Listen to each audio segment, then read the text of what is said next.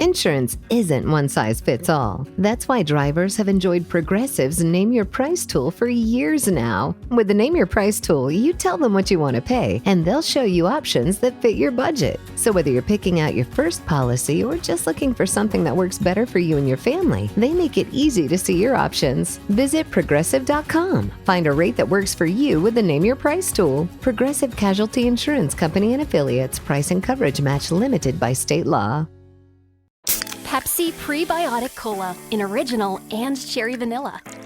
That Pepsi taste you love with just 30 calories and no artificial sweeteners. Pepsi Prebiotic Cola. Unbelievably Pepsi. Ladies and gentlemen, we have a big show, a real big shoe.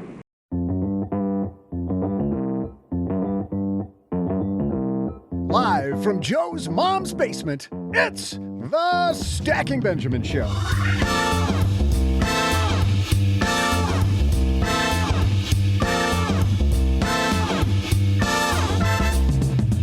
I'm Joe's mom's neighbor, Doug, and if you're new here, welcome to our show. Follow me down the stairs here, and you'll see our famous card table, and boy, will it be busy today. We're interviewing 3 stackers with interesting stories. First, we'll talk to Amy Minkley, who's an expat leading a financial retreat in Bali that Joe will be speaking at. Wait, hold on. Where's my invitation? And then we'll chat with Glenn Hebert, who sold his horse radio network after building his business in a niche that nobody thought would be profitable. And finally, we'll say hello to Kate Younkin, who's been a stacker for several years now and is our new communications queen, who'll be helping Gertrude out with all our projects here in the basement. But that's not all. See that old Apple IIc over there? We use that to find some important headlines like the one we've got for you today. How to Get Wealthy Using One Guy's Book. Never heard that one before. Plus, we'll hold the Codaphone answering machine here. I'm just going to hold it right up to the microphone, and we're going to use it to throw out the Haven Lifeline to a lucky listener with a money problem. Who is it today? You'll have to listen to find out. And finally, over here by the canned peaches, I keep all my notes for our trivia segment, which eventually will be the main reason you even listen to us in the first place. And now, 2 guys who are all strapped in and ready for takeoff. It's Joe and O-J-J-J-J-G. Hey there, stackers. Welcome to one of my favorite episodes that we do a few times a year. I'm Joe Salciha, Average Joe Money on Twitter. And my favorite guy sitting across the card table from me, Mr. OG, sitting here. Favorite guy. Say that louder for the people in the back. I love how Doug's microphone went to mute because he was all over that one going, nope. Super foiled by the microphone again. We do have a great show. We're talking community today. We've got a headline brought to us by a community member. We've got 3 community members, Doug, that you already introduced to everybody. But I don't know if you guys heard about my trip to Bali, but pretty soon I get to talk about that too. How about that? That'll be fun. And no, I'm getting a no. Can you hear the crickets, or are those just for me? I'm getting there's real crickets now, thanks to OG. We got a bunch of good stuff going on, but you know what? You know, it might be the pinnacle of goodness.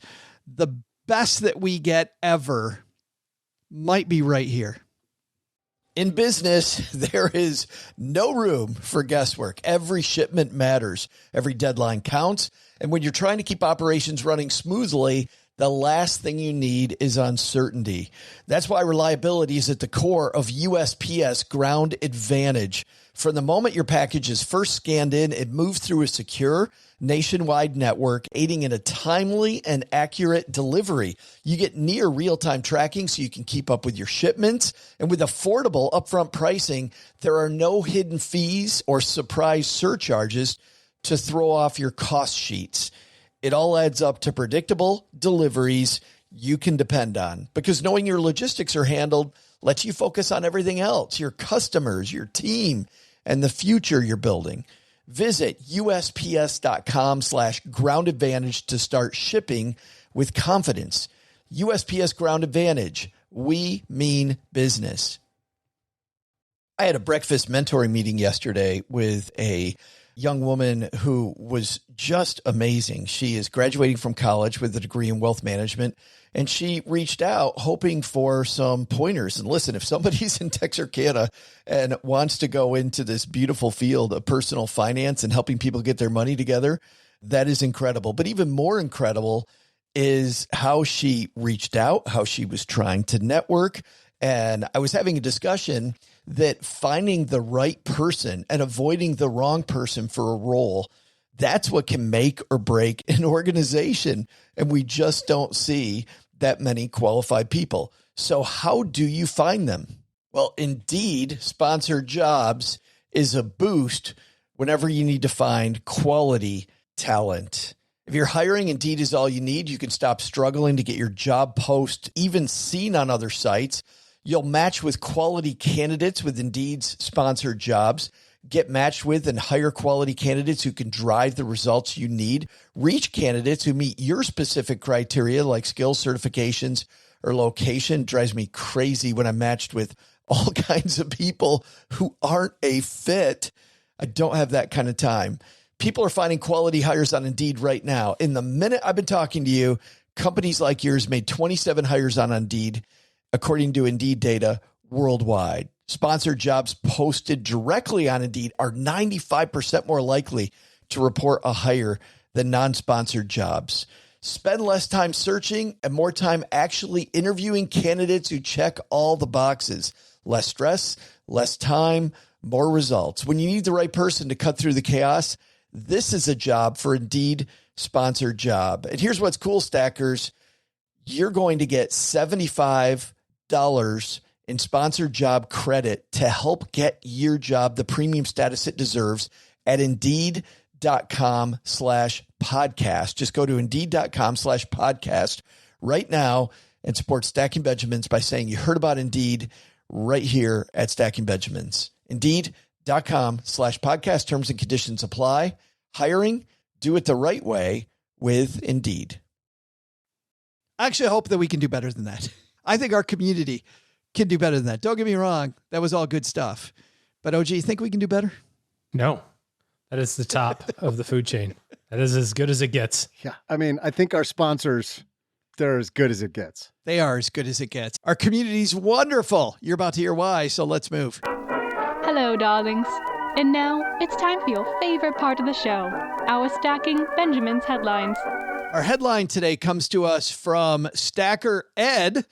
By the way, I saw Ed at our event in Columbus, Ohio with Grant Sabatier, who was our host that night. We had a really fun event at a Barnes & Noble and glad that Ed could be there with us. But he wrote and said, hey, I think you guys will love this, and let's talk about this.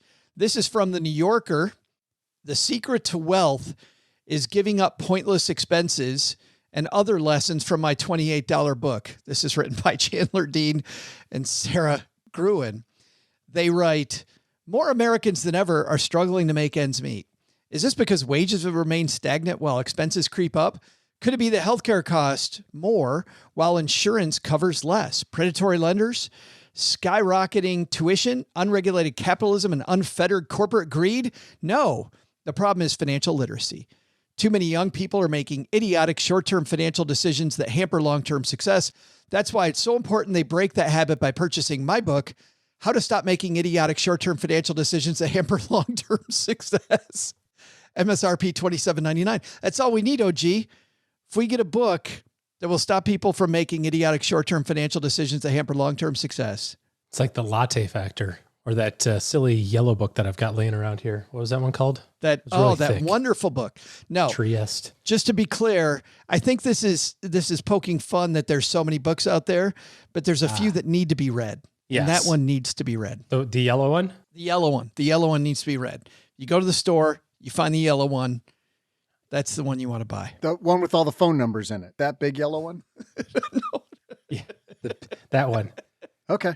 The points in this even get better, OG. The authors here share a handful of lessons that are in the guide to Guaranteed Green.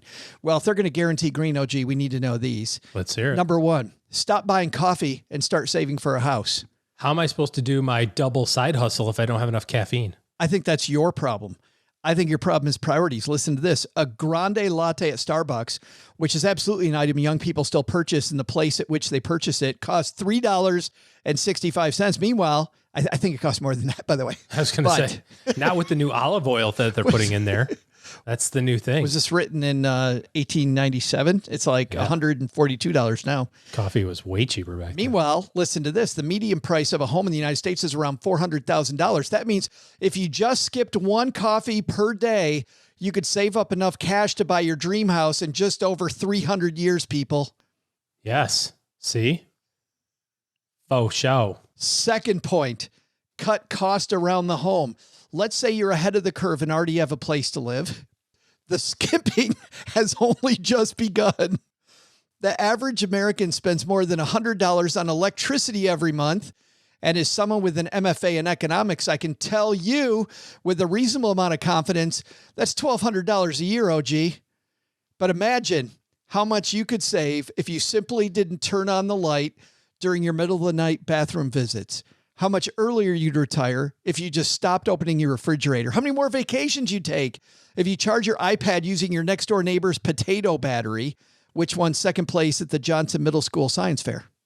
I'm just jealous of $100 a month electricity. How do you get that? Yeah, that'd be nice. That does sound like a discount. You're right. Number 3, ditch the credit card. Too many young people get lured into debt because they think they can spend money they don't have. That's why since the publication of my first book called The Millionaire Mindset, How You Can Become Rich Through a Lifetime of Severe Frugality, although that's not how I did it.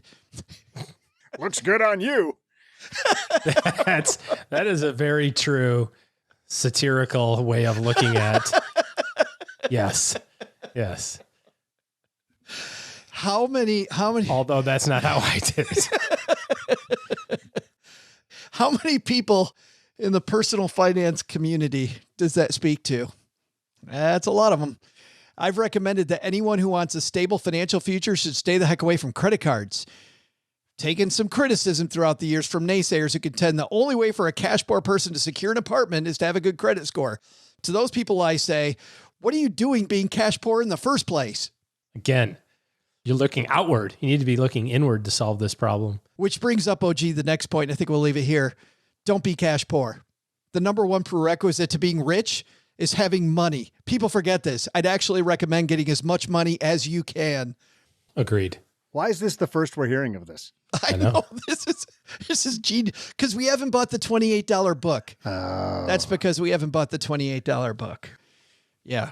Ed, thanks for sending that in. See how great our stackers are? Sending us some great satire about personal finance. Seriously, some of the advice you see out there. I mean, remember Greg McFarlane used to be on the show, OG, on Fridays, and he would always just skewer the personal finance writers that would talk about turning off the oven light or taking all your CDs and putting them into your computer so that you didn't have CDs laying around. Like that was a great way to save money. You could sell the CDs. Then you could sell the CDs for like $1.50 each. Can you sell a CD anymore? Yeah, they're coming back. CDs are coming back? CDs are coming back, absolutely. Really? Yeah. Yeah, because you know how the big trend for a while was vinyl. All the kids were going vinyl. Yeah. Yeah, so now it's moving to CDs for 2 reasons. 1, it's just the latest retro thing to come back.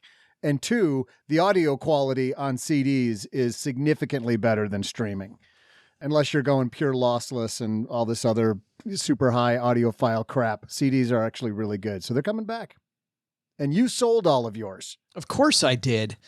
And I'm not a dog, so I can't hear the difference. Like I've heard I was going to say, I don't know. I watched Top Gun the other day and I plugged in all the speakers and it sounded pretty good. That was digital. So would it be better if it was on Laserdisc? Is that what you're saying? Should I get Top Gun Maverick on DVD and Betamax. dust off the DVD? Get it on player? Betamax. Yeah. VHS. Big thanks to Ed for that. Stacker Ed, even though you're in Columbus, Ed, not my favorite city, but a fine place. How awesome Ed must be to overcome being from Columbus. To still be awesome despite being from Columbus. That dude, in any other city, Ed, you're like a 12. And to even be the 7 that you are, just because you're in Columbus. So overachieving. Pretty amazing. Well, coming up, we got 3 more stackers. to introduce you to. We're going to start off with my friend Amy Minkley, who is an expat living in Bali. We're going to talk to her about becoming an expat, some of the problems she's run into with being an expat, but also some of the great things if you're somebody thinking about living abroad. And also, we'll talk to her about her upcoming conference. Also, Glenn Hebert, we call him Glenn the Geek. He's a guy in the podcasting community, just sold a radio network doing something a lot of people think would make money in the first place. So if you're somebody with an idea and you don't think it's going to make a lot of money, there it is. And then Kate, our newest member of the Stacking Benjamins team here in the basement. We're going to introduce you to Kate. She's got a fantastic story about how frugality has served her very, very well. Just an amazing young woman helping us here in the basement. But before all that, Doug, you got some trivia for us, man.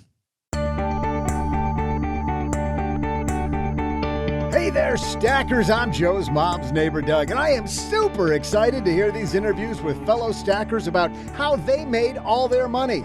You know, I'm a lot like the horse guy, Glenn Hebert. We both made lots of money on horses. He made it with a horse radio network, and I made it off the number 5 horse in the 7th race. Sure, it was 8 years ago, and I haven't won since, but that just means I'm due, right? So here's a big-time Benjamin-related question. The winner of the upcoming Kentucky Derby makes a ton of money, not just from the purse, but from stud fees. So many jokes, but don't worry, I'm not going there. The winner of the Triple Crown, though, a horse who wins the Derby, the Belmont Stakes, and the Preakness, well, that horse goes down in history. The last horse to win all 3 accomplished the feat back in 2018. Let's see your ability to think pre-COVID. What was the name of the horse? I'll be back right after I go sprint a couple of furlongs. Hey, Ma, how long is a furlong?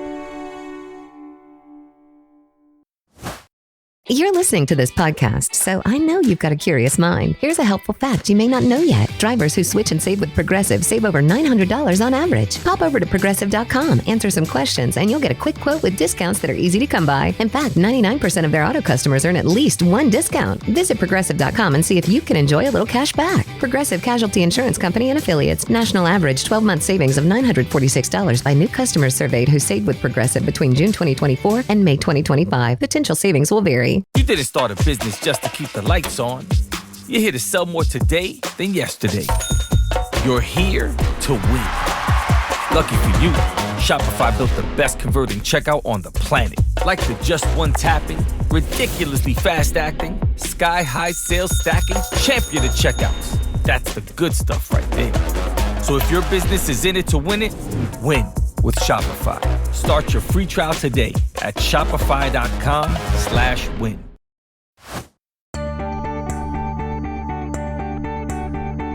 Hey there, Stackers. I'm fancy derby hat wearer and mint julep lover, Joe's mom's neighbor, Doug. It's reported that the American horse who commanded the largest stud fees was named, and I can't make this up, Tappet, who earned over $300,000 per bow chicka wow wow back in 2018. So while Tappet was, tapping it, what horse was getting busy winning the Triple Crown? The answer? A horse who only gets a paltry $100,000 per tap. Justify.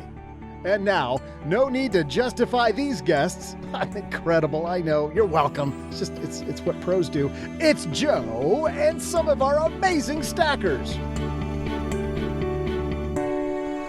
I'm super excited. We're beginning our conversation today with community members with the woman who is running a fantastic retreat I'll be speaking at. Amy Minkley's here. How are you? I am fantastic. Thanks, Joe. I'm so happy to be here. Thank you for having me. Okay, so it is, just so people, we're going to pull back the curtain for a second. It is 5 p.m. here in Bali where you are. You're beginning your morning. Yes, I am at 7 a.m. And lucky I'm a morning person and I've had my coffee. Otherwise, I'd be a grump. Yeah, I was thinking, lucky for all of us, you're a morning person. Let's talk about this. We talked about this once when you and I met at a campfire together, but I really want to dig in. I had an email just last week, Amy, from somebody who is contemplating becoming an expat about living abroad.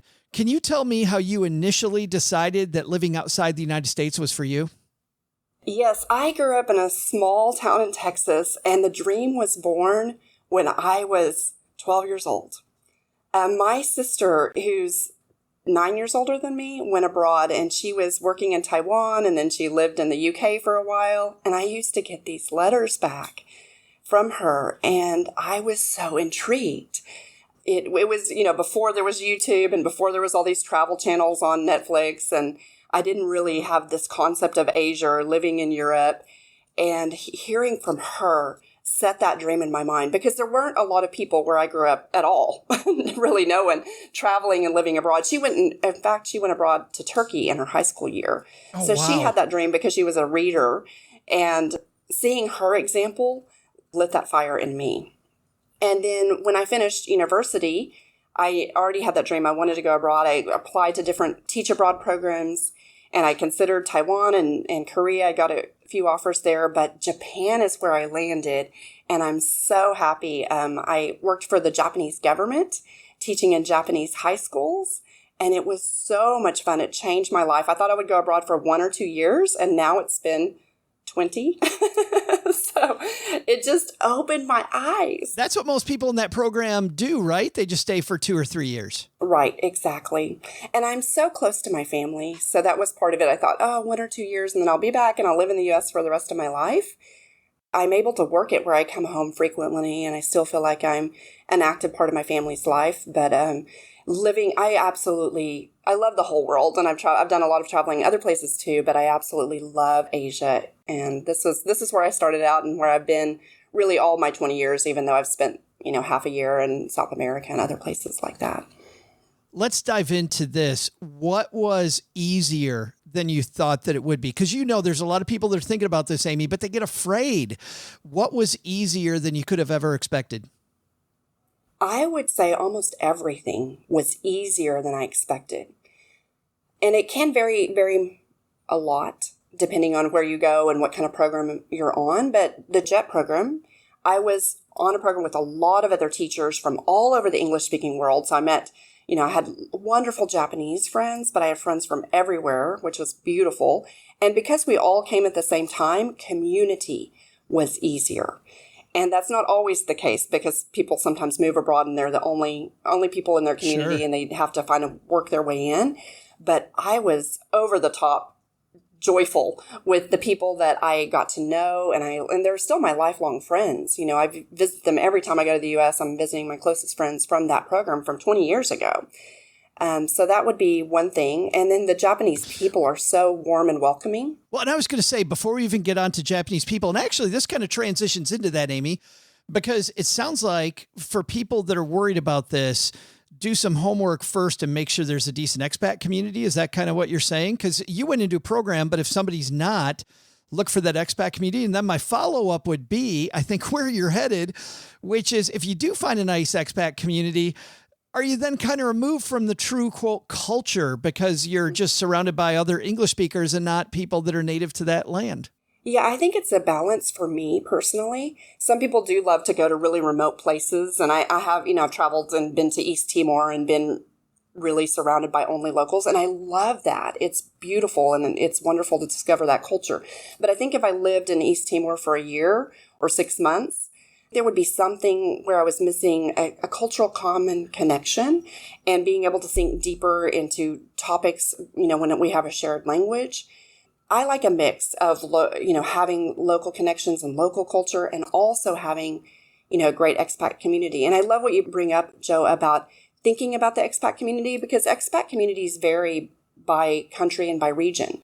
So some places you go and you find expats who are there to drink and party and they're very young. They might be in their early 20s, they're backpackers, they're hippies, those kind of places. Other places you may go and you may find expats who are in their late 60s.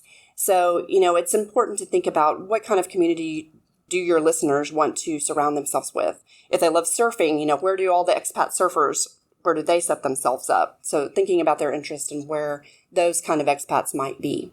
It's funny. My daughter is teaching English in France, and she's in this little town called Biarritz, which is near the Spanish border. It turns out, Amy, that is the French surfing capital, the surfing capital of France. But what's funny is because Americans don't go there Because not the French part that's cool. That's the Mediterranean, right? That everybody wants to go to. So they don't know. So I think digging in a little bit, if that's what you want to do, also makes sense. I want to ask you one more question, because you're not only putting on this retreat, you're putting on this retreat because you have had quite an amazing financial journey yourself, which I want to dive into here in a second. But before that, I do have to ask you, what do you think is a little harder than people expect? Like, they don't expect that this is going to be a difficulty of being an expat. I would say missing family. And I think they anticipate that. But, there are things that I miss about home, and I do miss my family. And depending on where you're living, so one thing that's a little harder is in Asia, being on the opposite time zone can be a little bit more challenging than when I've spent time in South America being in the same time zone. That said, I still have a special place in my heart for Asia, and this is still where I want to live. That's what's the most challenging for me. I do think people anticipate that being challenging. What about money management stuff? Like, I know that my daughter had her Wise, used to be TransferWise account, got locked down for no reason. And all of a sudden she's got all this money sitting in Wise that she had difficulty getting back out. Did you find banking difficult in a different country? Only when the ATM card machine ate my ATM card. Oh no. That was not fun. That's bad. Yes. I mean, it is. I find it quite easy here with ATM cards, and I have a Charles Schwab card that doesn't charge me ATM fees. And so it's very easy, except the machines are a little different now here, and they spit out your money and then they give you your card later.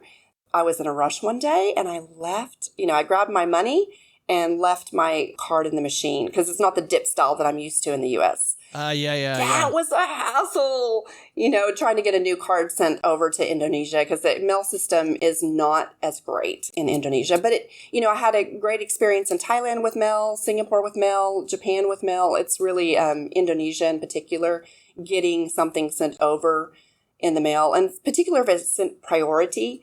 Then they scrutinize it more in customs, so it'll take it even longer.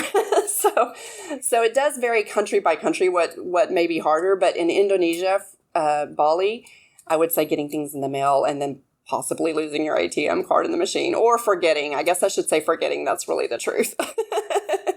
You're somebody who's been a very aggressive saver. When you were saving at your most aggressive, what was your savings rate? My best savings rate was in Thailand. I was saving $90,000 a year. $90,000 a year. Yes, which is most of my salary. I did have a little bit of side income coming in from a property loan, a JV agreement. So there was some side income coming in, and I was basically able to live on that. But because the school pays for housing fully, they pay for my trips home every year. And it was during the pandemic too. So that's part of it. Yeah. And it's tax free. A lot of these countries, the first 2 years that you live there, you can jump through some bureaucratic loopholes, and it's legal as long as you do these steps to live at least 2 years for free, tax free. So that made a huge difference. So a lot of the international schools really do, especially in Asia, give great packages with amazing benefits. How did you get from a normal savings rate up to saving that much money? I mean, I can hear with the pandemic, right? But there had to be these steps that you went through, or things that you cut out, or things that you went, that's just not important to me. How did you get there mentally? I've always been there mentally. Well, you have said, okay, well then let's go there, Amy, because you have said to me before, sometimes that's not a good thing, right? You're there mentally too much. Like, there's a downside. Definitely. When I was 12, my parents got a divorce, and my father left, and for a little period of time, he wasn't really involved, and he wasn't financially supportive for about 15 years. So that had a big impact on me. Suddenly we had money when I was a child, and then when I was 12, suddenly we didn't have money. And I saw my mom in this panic state of buying all these financial books and reading and going back to college because she was a stay-at-home mom when I was young. And so I really saw her going through this, and I was her support system during this time. And it imprinted me in unhealthy ways as well. It had a lot of benefits as well. I saved for my first car, bought my first car, paid my way through undergrad and graduate school. And it was so beneficial. I'm very grateful for it.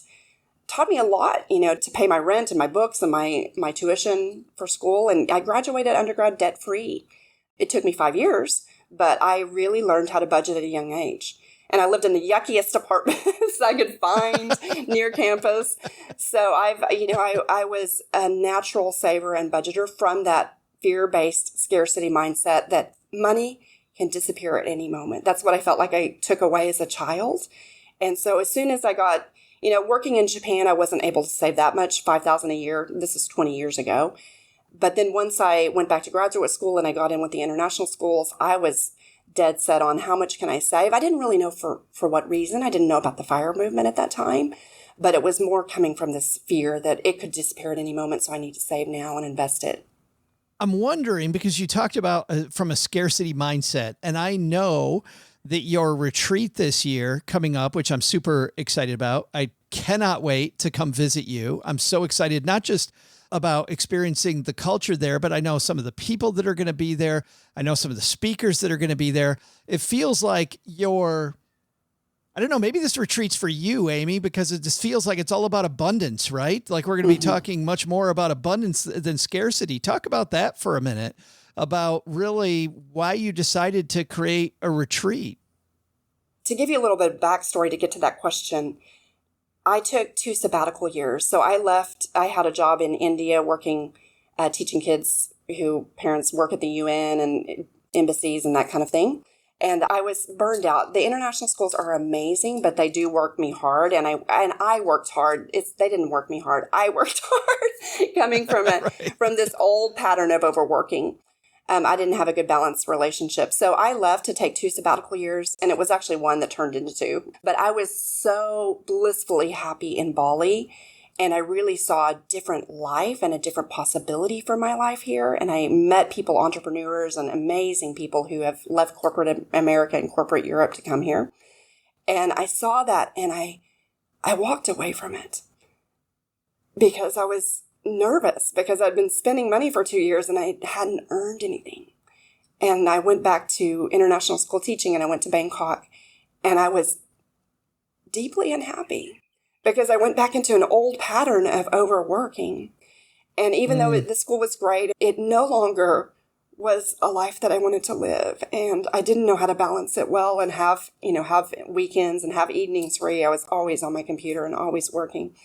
And so really, this conference was born out of some sense of giving people hope, because in that dark night in Bangkok, dark night of the soul, where I was really wrestling with some depression, I really wrestled with this scarcity, and I found the FIRE movement in that moment, and it felt like someone had thrown me a life raft.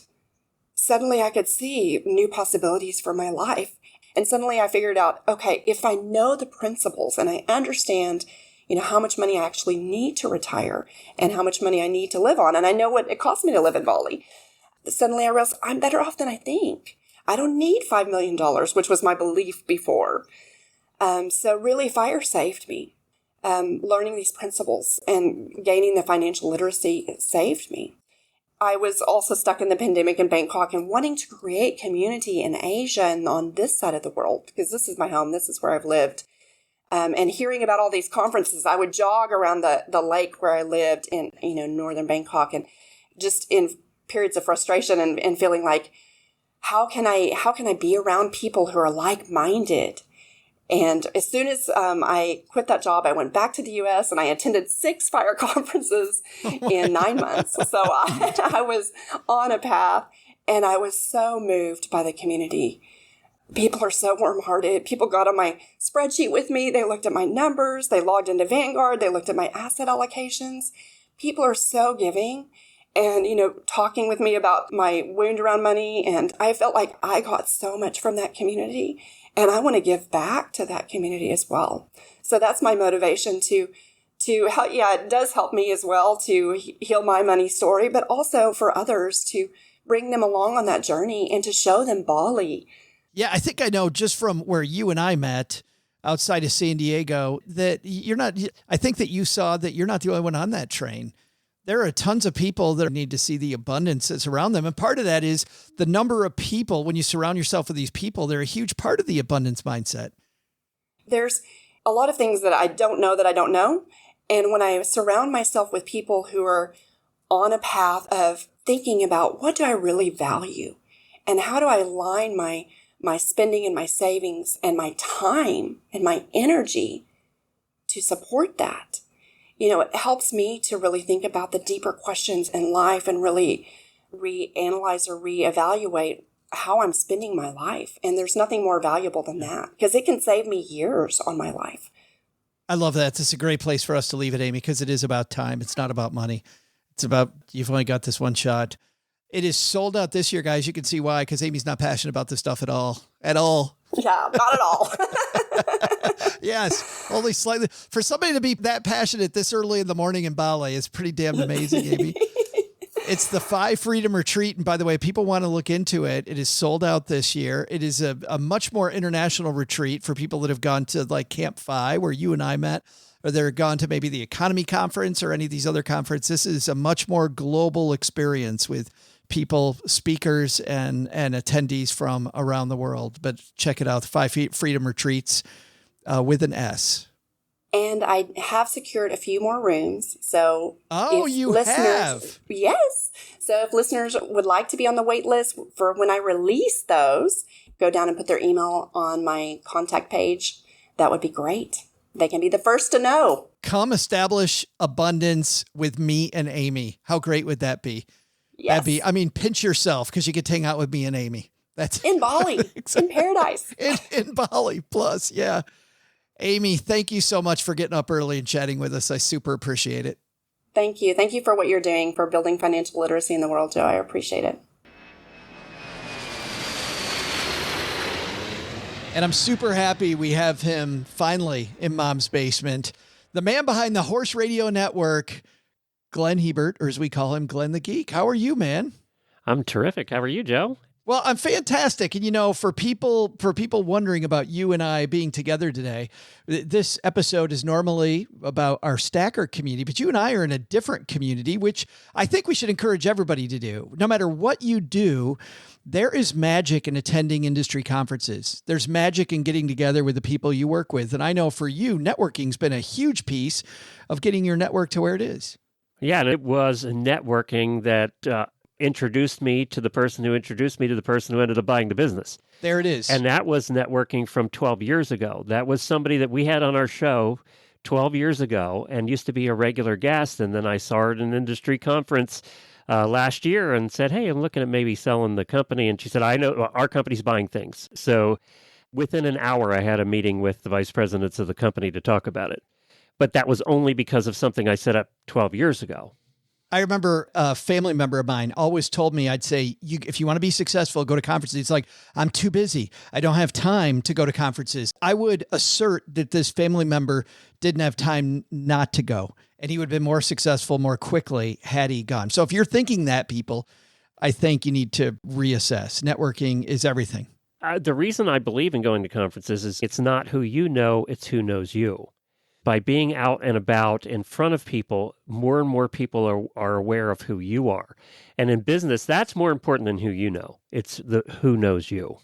And it doesn't matter, by the way, whether you're an entrepreneur like Glenn or I are, guys. If you're working inside of a company, even inside of a company, there's people who are the key entrepreneurs, they call them, you've got them in your business, Glenn. There are people in your business, I will guarantee you, who are super entrepreneurial, but would rather work as part of the Horse Radio Network to make things happen.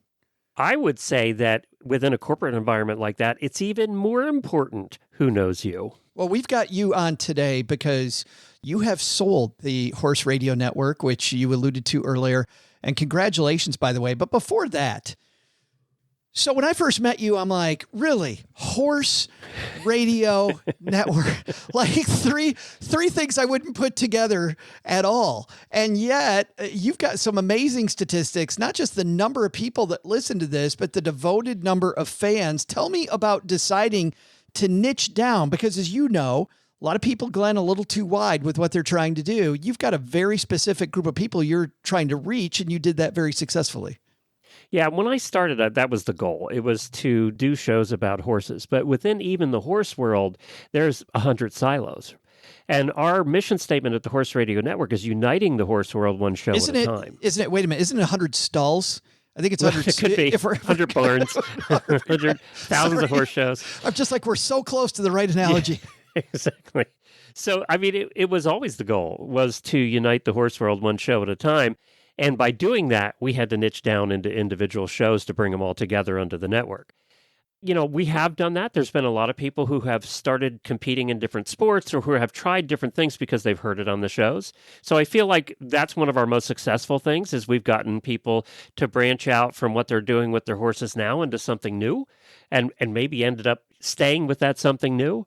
So for us, even, you know, forget finances, that's been one of the most satisfying things is we've expanded people's knowledge base. And I think podcasting does that better than magazines do. And I'm owned by a magazine company, so we'll see how this goes. But because magazines, people tend to only read a magazine you're really interested in. Yet if you listen to a podcast because you find it entertaining, you know, Stacking Benjamins because you guys are a hoot, and then they learn something along the way about something they would have never bought a magazine about. They would have never went out and researched that topic on their own. We allow them to do that in a way I think no other medium does. To your point, I was listening this morning, Glenn, to a mutual friend of ours. Lou Mangello runs the WDW radio network. We just saw him in Orlando, you and I, a couple months ago. But Lou was talking about the top, listen to this topic, the top restrooms in Walt Disney World. Lou would know. But I'm listening to this and I'm having a blast. And the funny thing is, I could care less. I could totally care less. That's right. And it was so fun on my morning walk to do that. And you're right, podcasting helps build community. But I want to go to this idea about niching down, because I would imagine that you could have the animal radio network, right? You could have done dogs and cats and ponies and horses and, you know, sheep and all kinds of goats, whatever. Like where did the idea come from to just focus on horses all the time? Well, I married a horsewoman. I married into this. This was not my thing in the beginning. So by a horsewoman, you don't mean a woman with a long face. That's correct. Yep. I mean a woman. Every horse person, most horse people are really addicted to horses. It's a unique group, which is made it ideal for niching down into the horse world because I knew that this particular group, this is all they do. They spend all their money on their horses. We learn early as horse boyfriends and then horse husbands not to say it's me or the horses because it's you. You're gone. You're out. I knew that this was a market of addicted people who didn't have availability of this particular content. But then I knew I even had to niche it down further into things that they're interested in already so that they start listening so we could introduce them to other things. That's why there's 42 shows on the Horse Radio Network all about horses, is because the niches within the niches. 42 shows. Mm-hmm. That's a whole different episode of this, guys, about how to organize 42 different shows. Let me ask you this, though. Let's talk about selling it because clearly it became a valuable commodity. Did you build it to sell? Yes. Did you build it in a way where you're thinking about selling? I did. That was intentional. So when we started years ago, I always knew, well, I hoped someday that podcasting would become a thing. But when I started, it was not a thing. When I started, you couldn't listen on a phone. There wasn't a phone. So you listened on your computer pretty much. And I always wanted to be number one in the horse world and podcasting when podcasting became a thing. And then Serial came along and started to help make podcasting a thing. And we got a huge bump, by the way. I don't know about you. Yep. And obviously finances have nothing to do with Serial, but I feel like when Serial finished, that first season finished, millions of people just started searching their app for other things they might be interested in. That's right. So they came in with a crime drama and went, oh, I like horses. Let me search horses. And they found us. And then the other thing that really, really helped us out was COVID. Because more and more people started listening. That's not a great sentence. It's true, though. You might want to back off that sentence. It helped us out. I'm not saying it helped. It didn't help the world out, but it helped podcasting out. Because more and more people just became aware of podcasting. And, our numbers grew because of COVID. We went up, I think it was almost 40% that year in downloads. So those two events really brought podcasting to where it is today and brought podcasting onto the radar of media corporations in the horse world who were going, hey, look, we tried this podcasting thing. It didn't work for us. We need help. So we do magazines, we do video. Now we know we need podcasting as the third leg of that tripod. And that's where we came in. And then we had 3 different companies that were looking at us, all media conglomerates that were looking at us in the horse world. And it was the third company that came into the picture when I met this person at dinner that night at a trade show conference. It was the third one that came into the picture that we actually ended up selling to. When you sell a company like yours, you obviously value it on a multiple of your revenue over a period of time. Did you have that all ready to go? Did you know that number? Yeah. Did you have to involve accountants? Tell me about the pros that you have to involve if you decide to sell a company. Well, we had a really good mergers and acquisitions attorney. First thing, if you're going to sell a company of any size, have that. Because, I know a little bit about contracts. I've been doing business. I was a financial planner for a lot of years. But I didn't know what half of this contract said. I had no idea what the words meant. So having a mergers and acquisitions attorney is mandatory from the beginning, from the start. And I did. The other thing is figuring out the value. Well, because podcasting is so weird and different and it's new and there's not really a lot of standard operating procedures for selling a podcast to company. It was kind of a guess, to be honest. It was okay. And it was also, what do I want? What do I want out of this at this point for my retirement eventually and for what we want to do in life or what my wife and I want to do? Because she's working with us full time too. So, and that's what we kind of threw a dart at the dartboard. And I wish it was more scientific than that. But you know what? Sometimes in business, it's not. Yeah. Especially when you're in an industry that doesn't have set rules. How much back and forth negotiation was there? Fortunately for me, but unfortunately for me, they didn't negotiate the price. And then I went, damn, I should have went higher. So that was, so I did, got what I wanted, but, then I was like, oh. No, but there was other things that I would say it wasn't the price and it was a negotiation point. We did go back and forth on just paragraphs in the contract. It was the nitpicky business stuff that we went back and forth on. We probably ended up talking more about, I wasn't even say it was negotiating, but talking more about my consulting agreement, which came, as the second part. We sold the company, that was the first agreement, and then the consulting agreement to stay on was the second part. Well, that's what I was going to ask next, was because I knew from talking to you that you got this consulting agreement. I would think the company would be valued higher. You will get more money if you're able to help them smooth out the rough edges, right? To be there for a little bit afterwards. I don't think they would have bought it unless I had stayed on for a period of time. They wouldn't have bought it. Just because, again, you know this from being in this industry as long as I have, there's not a lot of us out there that have been around as long as we have doing podcasting. So to hire somebody to come in and take over exactly the way we're doing it and to continue that is difficult. So I don't think they would have bought it. They were buying me and what I built, but I think first they were buying me. And I don't mean that to sound conceited. It's just true. Sure. No, It is true. And I think that's an important thing for anybody, that if you're going to sell your business, you might want to sell it before you're ready to be done working, just so you build in this, I think it makes it so much easier for people to buy your business if you're coming along for at least a little bit. How is your job today different than it was last year when you were running the company? We're just getting to the end now of all the transition stuff, of moving everything over, billing and all of that we had to do. So right now, what's going to happen, instead of being in charge of everything, I'm in charge of content. So there's a sales department that I work with, but they do the selling. I was always doing the sponsor selling before. And then there's a web team rebuilding the website. As you know, we do all of that stuff when you own a business. Yeah. So basically, when it all settles out after the transition stuff, my job is content. Developing new shows, working with current shows to make them better. Did you have any attrition of personnel when you told them that? No, actually, all the shows stayed, and we really didn't. No, that's fabulous.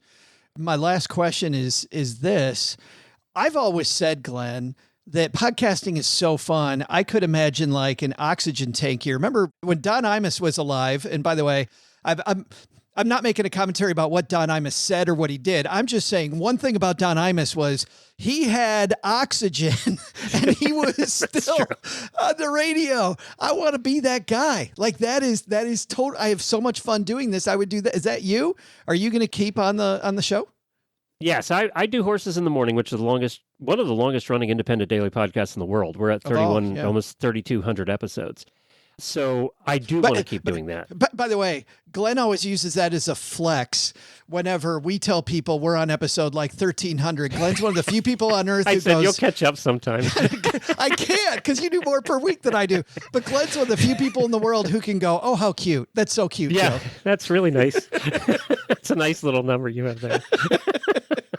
But anyway, I hope to be doing that after this contract's even up, the consulting agreement. Part of it is that I have the opportunity to stay on and still host Horses in the Morning. If all I had to do was get up in the morning and be on the mic with my friend Jamie, who's done all those episodes with me since the beginning 13 years ago, if we just, it's therapy for us. So if we could get on and do that every day and talk to fun people and I don't have to worry about anything else, there's heaven for you right there. We will link to Horses in the Morning and the Horse Radio Network, guys, on our show notes. If you're a horse person and you don't listen to horse podcasts, these guys are horsing around. Very, very good. Hey, one of my goals in life, one of my bucket list items was to be on this show. You know that. I've been bugging you about it for years. Yes. I've been bugging you about it for years. That's true. The bar's too low, Glenn. The bar's way too low. I feel like now I can leave the basement. That's it. Yeah, that's right. I could just hang out in our basement now. Glenn Hebert, thanks for hanging out with us, man. I appreciate it. Thanks, Joe. I'm super happy to introduce you to this woman. Kate Younkin joins us. How are you? I'm good, Joe. How are you? I'm great. It's so weird to be interviewing you because I feel like we talk like 3 times a day now, but you are the person who's going to be heading up Stacking Benjamin's communication for us, which I'm super excited about. But I thought it'd be a great idea for everybody to meet you because you have a great story.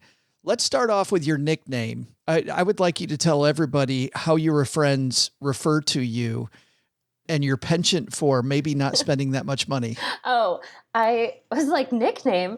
My friends, sometimes, not always, but they call me the Thrifty Queen. So I recently moved into my own apartment and I think everything that I've gotten has been like secondhand or free or I've upcycled it. And they're like, why? And I'm like, why not? I don't need anything new, really. You have 2 televisions. How many of those did you buy? 0. I have purchased 0 televisions in my entire life. And the table right behind you, where did that come from? Oh, this I got on my Buy Nothing group for free. So if you're not in that, check one out. You probably have one in your area. When did you first realize that you were a frugalista, or is that something that came naturally to you since you were a kid? I mean, I've worked literally my entire life, since I think I took like the babysitting course when I was 13, which is just like a slightly larger child watching a smaller child. Right.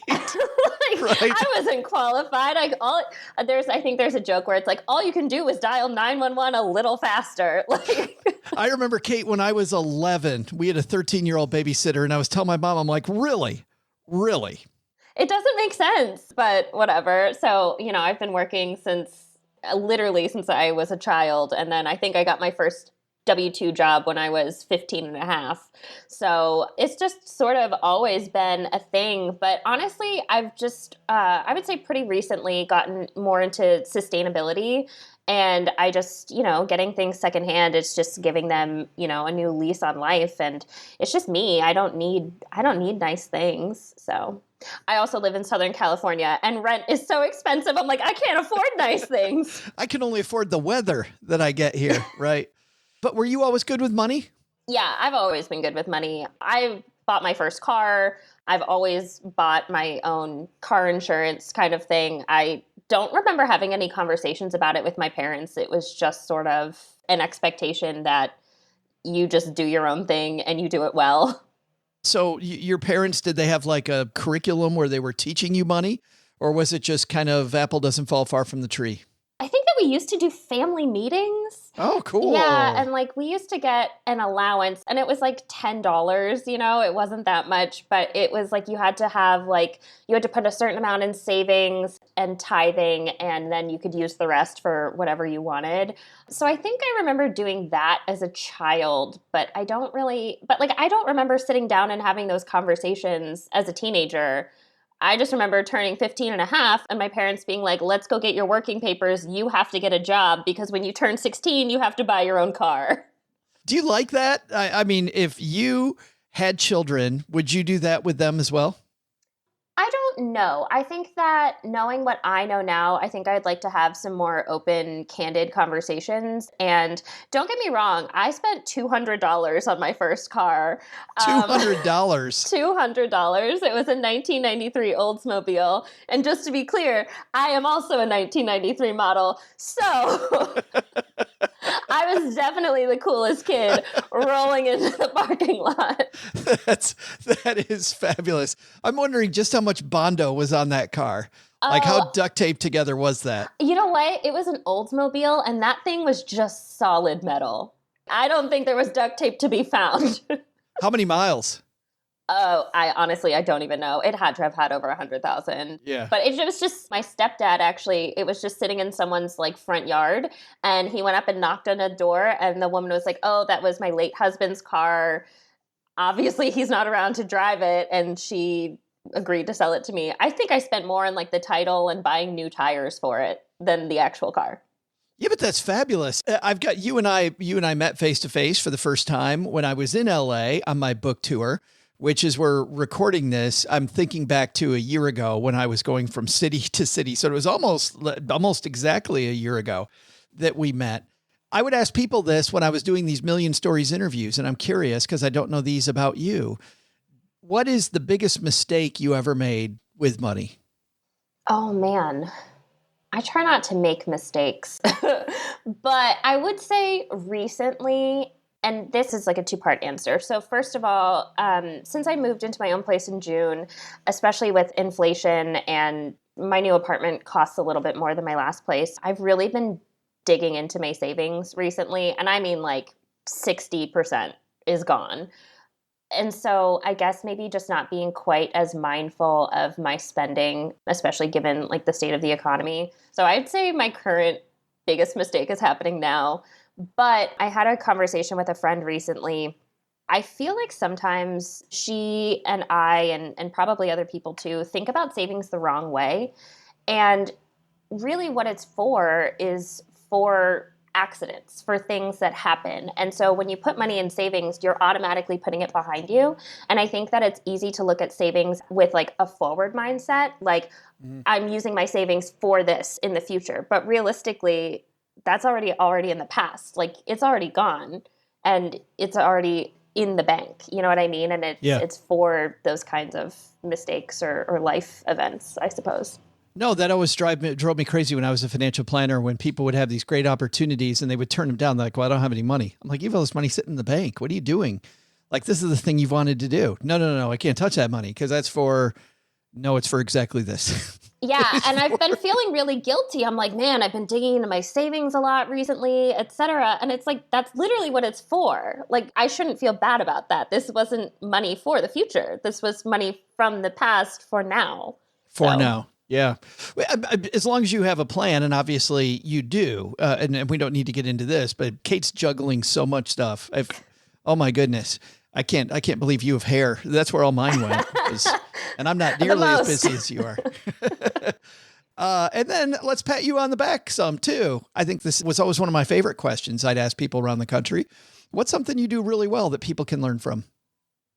Man, I think that I am really good at credit card hacking. Then that's how I do my budget. I have a couple credit cards that I really like, and I know like where to spend each one. And that's how I do most of my travel is I buy flights with my credit card points. And like the card that I have, I think the points go like 1.5 further than regular. So I'm not an expert by any means, but my friends do come to me when they're like, oh, I need to open a new credit card. And I'm like, I have some ideas for you. What are your priorities? That's fabulous. And those two things aren't tied together, are they? Credit card hacking and dipping into your savings? No, those aren't related at all. I'm actually wrapping up my MBA program. I'm doing it online, but I have to go to a couple in-person events. And so, it's just like extra fees on top of that. And so that's really where the savings dipping into has come from. Yeah. Well, and I had to ask that because you and I both know that that's where people get into trouble sometimes, is that they will go, oh, I can get all these points. And then next thing you know, they got these huge balances on their credit card or their savings starts going away. So no, I've never carried a balance on a credit card ever.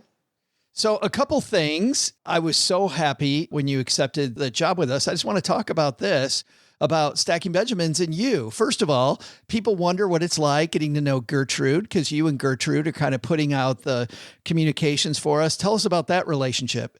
It has been interesting to learn. I mean, I've only been doing this for a couple weeks, and I feel like I am doing something new every single day, and I'm just flying by the seat of my pants, truly. But I mean, that's kind of where I am in life. But it's been really interesting, and there's a lot to learn, both from the Stacker community as well as from you and the rest of the team, and really kind of just trying to figure out where I fit in with all of that, and sort of finding the line between, like, you know, what is professional and what do we want out there? And then, you know, how can I just be part of the crew and hang out with people and stuff like that? So it's been interesting to learn that. And then what should people expect from us, Kate, in the future now that you're with us? Tell everybody, you know, outside the podcast, what are they going to get more of now that Kate is coming to our rescue? Thank God. Well, I've already talked to you, and I guess just to be clear, I am so close to being done with my MBA program. I am literally 4 weeks away at the time of this recording.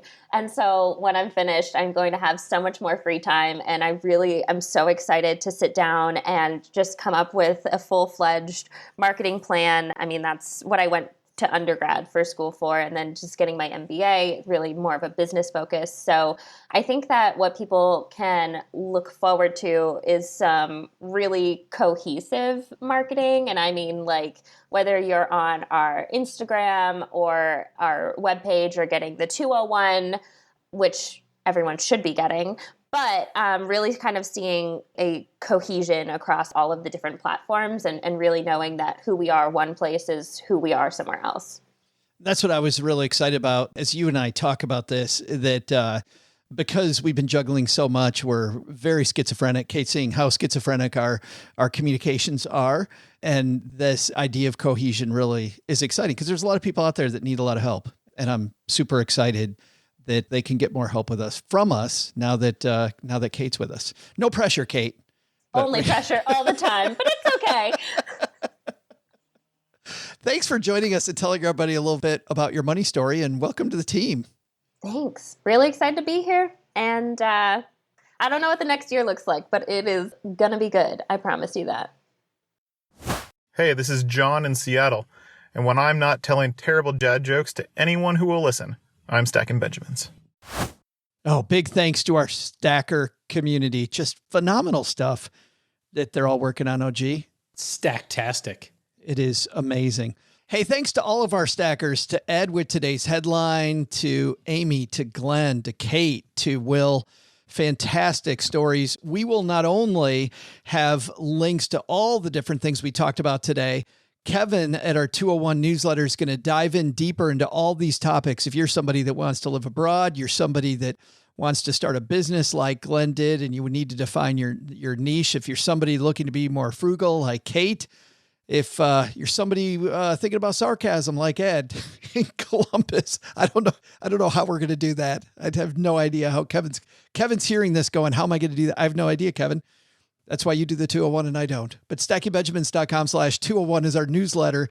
Comes out the day after our Monday and Wednesday shows. And we're very proud of it. It's a great newsletter with lots of links that you can peruse to get deeper into whichever area of the show we talked about that interests you more. Of course, it's free and you can unsubscribe whenever you want. stackingbenjamins.com/201. All right. That's going to do it for today, but that's not all. You know, if you're concerned about this market and the chatter around where the heck is the market going next? Well, OG and his team have put together a free guide that shares 8 moves to make in a down market. This guide will help you plan more and panic less no matter what the market does. So head over to stackingbenjamins.com/guide.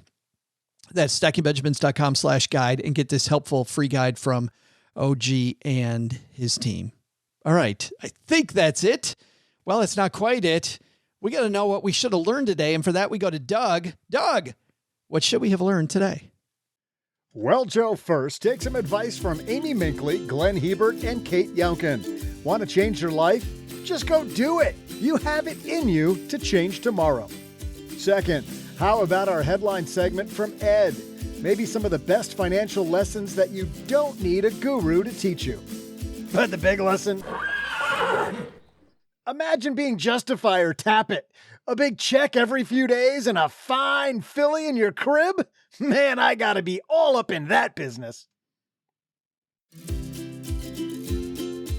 Thanks to Amy, Glenn, and Kate for joining us today. You can find out more about their work in links on our show notes at stackingbenjamins.com.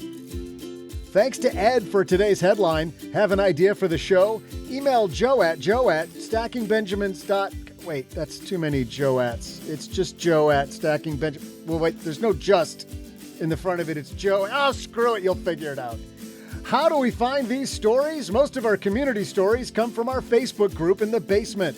Gertrude posts a weekly show and tell post, and it's amazing what our stackers accomplish every week. If you want to be inspired, join us. Head to the stackingbenjamins.com/basement for the quick link into the group. This show is the property of SB Podcasts, LLC, copyright 2023, and is created by Joe Salsihai. Our producer is Karen Repine. The show is written by the brilliant Paulette Perhatch with help from me, Joe, and Doc G from the Earn and Invest podcast. You can hire Paulette as your very own writing coach. With her program, Your Personal Editor, you get 10 sessions one-on-one with Paulette to add power to your words. More information at yourpersonaleditor.com. Kevin Bailey helps us take a deeper dive into all the topics covered on each episode in our newsletter called The 201. You'll find the 411 on all things money at The 201. Just go to stackingbenjamins.com/201. Tina Eichenberg makes the video version of this show. Once we bottle up all this goodness, we ship it to our engineer, the amazing Steve Stewart. Steve helps the rest of our team sound nearly as good as I do right now. Want to chat with friends about the show later? Mom's friend Gertrude is our social media coordinator and the room mother in our Facebook group called The Basement. So say hello when you see us posting online. To join all the basement fun with other stackers, type stackingbenjamins.com/basement. I'm Joe's mom's neighbor, Doug, and we'll see you next time back here at the Stacking Benjamins Show. Not only should you not take advice from these nerds, don't take advice from people you don't know. This show is for entertainment purposes only. Before making any financial decisions, speak with a real financial advisor.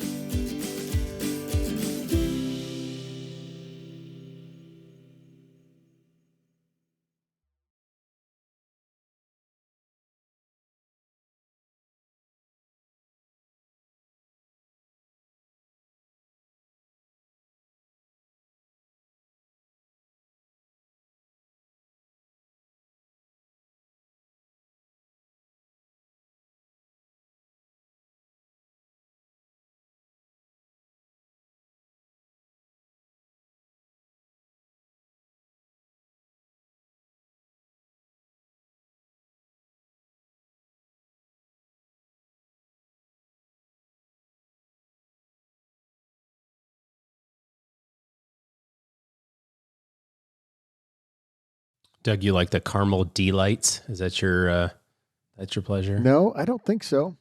I should look them up. No, what are those things called? They've got coconut and caramel and chocolate. Oh, Samoas. Samoas. They're called gross is what they're called. Oh. This Girl Scout doesn't have the same list as the other Girl Scout did. So there must be a sort of odd market. Maybe they're tweaking for their market. They know what sells. Yeah. So there's Adventurefuls. Adventurefuls? None of these words are going to mean anything to me. These are going to be like men's deodorant scents that mean nothing. Brownie-inspired cookie with caramel-flavored cream and a hint of sea salt. Oh. The sea salt. That doesn't sound bad. Yeah, the sea salt thing pulled me in. I was not in until you said sea salt. Okay, so one of those. S'mores. No. Lemon Ups. No. I guess you can imagine what that's like. Do-si-dos. Oatmeal sandwich cookies with peanut butter filling. No. That does sound like a terrible combo. Tagalongs, which are the chocolate peanut butter ones. Yeah. I mean, I kind of like those, but I'm waiting for you to get to the shortbread ones. They might have a peanut warning anyway. tree nut warning. Does that matter? No. Thin mints? You're not a thin mint fan? No, not a thin mint guy. Samoa's, toffee-tastic or gluten-free. Toffee-tastic? Rich, buttery cookies with sweet, crunchy toffee bits. You know what they should have, OG? They should have flavors like guiltless. And then raspberry rally. That's it, dude. Those are your choices. Raspberry rally. From this particular Girl Scout that we're trying to support, she doesn't give me the shortbread versions. I don't think they make those anymore. I'll tell you. What happened? What happened? That's been a standard since. What happened to my childhood? Yeah, right. Tagalongs gone? No, wait, hold on. The trefoils are the shortbread ones. Trefoils, yes. I don't remember you saying trefoil. I apologize. Shared facility with peanut, tree nut, and egg. Is that okay? Yeah, I'm fine with all that.